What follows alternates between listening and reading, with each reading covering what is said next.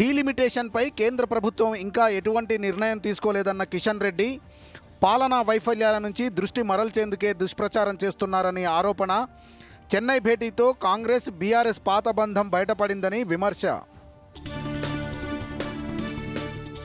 ఉగాది నుంచి రేషన్ కార్డులపై సన్నబియ్యం పంపిణీ చేస్తామన్న మంత్రి పొన్నం ప్రభాకర్, వేసవిలో తాగునీటి ఎద్దడి రాకుండా చర్యలు చేపట్టాలని అధికారులకు ఆదేశం. తిరువనంతపురంలో దళిత ప్రగతి సదస్సుకు హాజరైన మంత్రి సీతక్క, సమాజంలో చొచ్చుకుపోయిన వ్యవస్థీకృత అణిచివేతపై గళం విప్పాలని పిలుపు.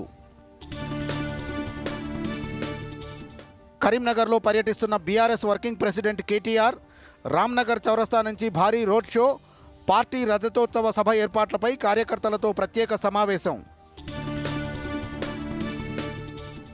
ఈబీసీలకు కూడా రాజీవ్ వికాసం పథకం అమలు చేయాలని రాష్ట్ర ప్రభుత్వం నిర్ణయం. రేపు మార్గదర్శకాలు జారీ చేయనున్న ఆర్థిక శాఖ. ఐపీఎల్ 18వ సీజన్లో బోనీ కొట్టేందుకు సిద్ధమైన సన్ రైజర్స్ హైదరాబాద్, ఉప్పల్ వేదికగా రాజస్థాన్ రాయల్స్తో అమీతుమీకి సిద్ధం.